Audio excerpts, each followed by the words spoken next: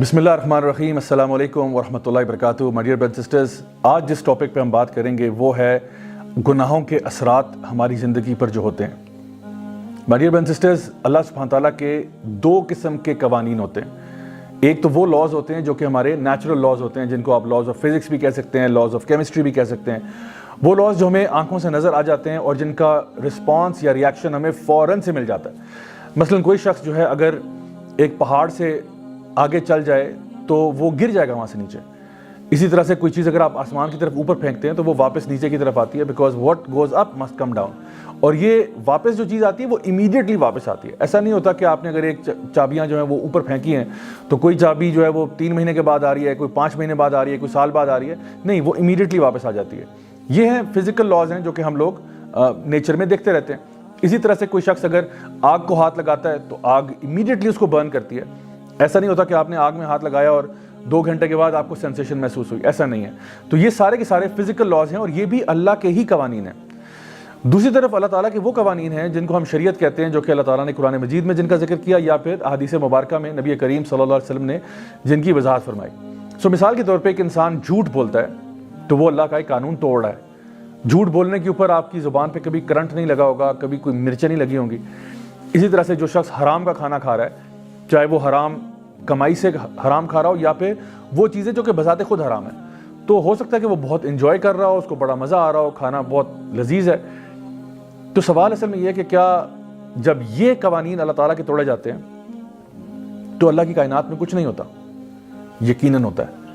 یاد رکھیں کہ جب ہم لوگ فزیکل لاز توڑتے ہیں اس کے بھی کانسیکوینسز ہوتے ہیں، اور جب ہم لوگ میٹا فزیکل لاز توڑتے ہیں یا جو شریعت کے لاز توڑتے ہیں ان کا بھی ایک اثر ہوتا ہے۔ اللہ سبحانہ تعالیٰ فرماتے ہیں قرآن مجید میں سورہ شورا کے اندر، وما اصابکم من مصیبت فبما کسبت ایدیکم ویعفو عن کثیر، کہ جو بھی مصیبت تمہارے اوپر آتی ہے وہ تمہارے اپنے ہاتھوں کی کمائی ہے اور اللہ بہت معاف کرنے والا ہے۔ یعنی کہ جو بھی مصیبتیں آپ کی لائف میں آ رہی ہیں وہ ڈائریکٹلی پروپورشنل ہیں ان گناہوں کے ساتھ جو آپ نے کیے تھے۔ تو اگر ہم ان گناہوں سے توبہ کر لیں تو یہ مصیبتیں بھی چلی جائیں گی۔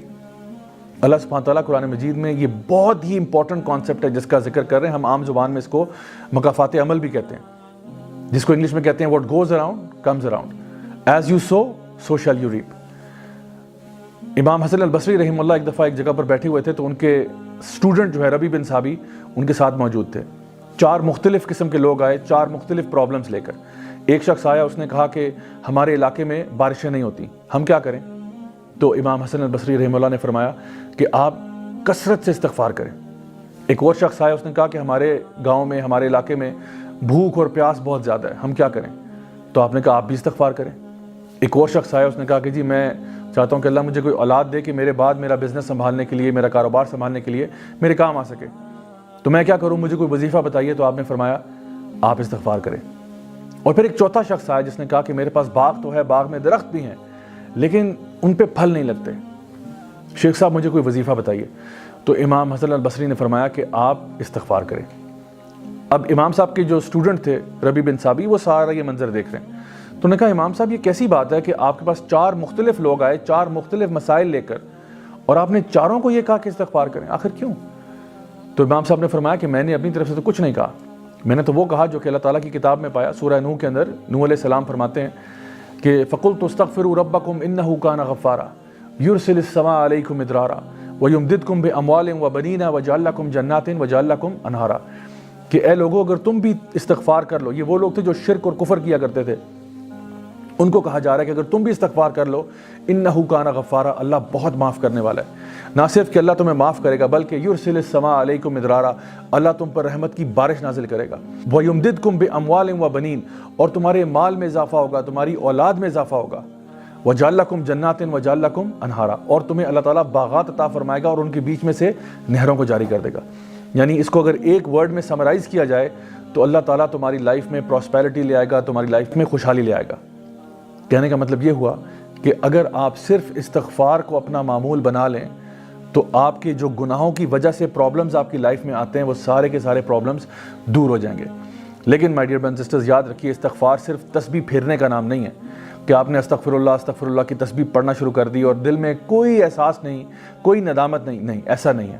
استغفار کا مطلب یہ ہے کہ انسان سب سے پہلے دل میں ندامت محسوس کرے، اس کے بعد گناہ کو چھوڑ دے، اور پھر تیسری بات یہ کہ وہ فیصلہ کرے کہ میں آئندہ گناہ کو نہیں کروں گا۔ یہ اصل میں استغفار ہے۔ اور اگر دوبارہ غلطی ہو جائے پھر سے یہ پروسیس ریپیٹ کرے، چاہے 1000 مرتبہ بھی غلطی دوبارہ ہو جائے، پھر سے سنسیریٹی کے ساتھ اللہ تعالیٰ کی طرف واپس رجوع کرے۔ یاد رکھیے کہ جو کچھ بھی ہم برائیاں یہاں کرتے ہیں نا، یہ مت سمجھے کہ ان کا کوئی کانسیکوینس نہیں ہوتا، ان کا بالکل 100% کانسیکوینس ہوتا ہے۔ ابن ماجہ کی ایک حدیث ہے جہاں پہ نبی کریم صلی اللہ علیہ وسلم نے فرمایا کہ جب بھی علاقوں میں فورنیکیشن، اڈلٹری، بے حیائی، فحاشی پھیل جائے گی تو ایسا کبھی نہیں ہوا سوائے اس کے کہ اللہ تعالیٰ نے اس قوم کے اوپر ایسی بیماریاں بھیجی ہوتی ہیں جو نہ ان کے باپ دادا نے کبھی پہلے سنی تھی۔ سبحان اللہ۔ آپ دیکھیے کہ جب انسان ایک جگہ پہ فحاشی کرتا ہے تو کیا ہوتا ہے کہ اسی قوم کے اوپر اللہ تعالیٰ ایسی بیماریاں بھیج دیتے ہیں جو ان کے بڑوں نے کبھی پہلے نہیں سنی تھی۔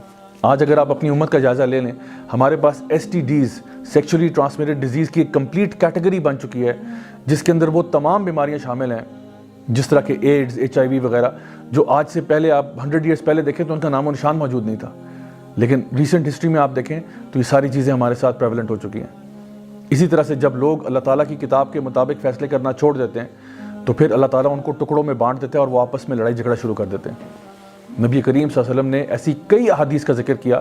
ایک حدیث جو کہ بخاری اور مسلم میں آتی ہے جہاں پہ یہ بتایا گیا کہ جو شخص بھی دنیا میں شراب پیے گا لازماً اس کو قیامت والے دن طنات الخبل پلایا جائے گا۔ صحابہ نے پوچھا یا رسول اللہ یہ طنات الخبل کیا ہوتا ہے؟ آپ نے کہا یہ جہنمیوں کا جو ڈسچارج ہے، ان کا بلڈ اور پس، یہ اس کو لازماً پلایا جائے گا۔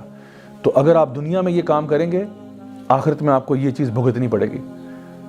تو اس کا علاج کیا ہے؟ علاج یہ ہے کہ دنیا میں جیتے جی توبہ کر لو، استغفار کر لو، تاکہ اللہ تعالیٰ تمہارے گناہوں کو معاف کرے اور جو بھی مصیبت آنے والی ہے تمہارے اوپر سے ٹال دے۔ یونس علیہ السلام کی قوم انتہائی نافرمان قوم تھی۔ انہوں نے یونس علیہ السلام کو اتنا ڈسٹرب کیا کہ وہ وہاں سے چلے گئے، اور پھر کیا ہوا کہ اللہ تعالیٰ کا عذاب ان کی طرف آ رہا تھا۔ پوری قوم نے کلیکٹیولی توبہ کرنا شروع کی تو جو عذاب ان کی طرف آلریڈی آ رہا تھا اللہ تعالیٰ نے اس کو واپس کر لیا۔ اللہ اکبر۔ یہ ہے my dear brothers and sisters power of توبہ اینڈ استغفار۔ ایک اور حدیث ہے صحیح بخاری اور مسلم کی جہاں پہ نبی کریم صلی اللہ علیہ وسلم نے یہ بات ارشاد فرمائی کہ جو شخص بھی سونے اور چاندی کے برتنوں میں کھانا کھائے گا اس کے پیٹ میں جہنم کے ٹکڑے ڈالے جائیں گے۔ اب دیکھیے کہ جو انسان دنیا میں یہاں کھا رہا ہے وہ تو عیاشی کر رہا ہے، اس کو تو شاید معلوم بھی نہ ہو وہ کیا کر رہا ہے، لیکن قیامت کے دن اس کے ساتھ جو ہوگا وہ نبی کریم صلی اللہ علیہ وسلم نے واضح طور پر بتا دیا۔ اسی طرح سے بے شمار اثرات ہیں گناہوں کے جو علماء بیان کرتے ہیں۔ شیخ صالح المنجد کی جو کتاب ہے سلسلہ مفسدات القلوب، اس میں انہوں نے بیان کیا کہ گناہ کرنے سے انسان کا علم کم ہو جاتا ہے، انسان کے رزق میں سے برکت اٹھ جاتی ہے، انسان کے دل میں خوف پیدا ہو جاتا ہے، انسان کی پرابلمز میں، ڈیفیکلٹیز میں اضافہ ہو جاتا ہے، اس کا دل، اس کا جسم کمزور ہو جاتا ہے، اللہ تعالیٰ کی اطاعت سے وہ دور ہو جاتا ہے، اور جتنی بھی اللہ تعالیٰ کی نعمتیں ہیں اس کے وقت میں، اس کی عمر میں، اس کی صحت میں، وہ سب کی سب اٹھا لی جاتی ہیں جب انسان اللہ تعالیٰ کی نافرمانیوں میں پڑ جاتا ہے۔ تو my dear brothers and sisters آج ہی فیصلہ کریں کہ انشاءاللہ ہم توبہ کریں گے، سچی توبہ کریں گے، استغفار کریں گے، تاکہ اللہ تعالیٰ ہمارے گناہوں کو معاف کرے اور ہمارے اوپر آنے والی تمام مصیبتیں، پریشانیاں، ڈیفیکلٹیز دور فرمائے۔ Until next time, this is me, Raja Zawlak signing off. Wassalamu alaikum wa rahmatullahi wa barakatuh.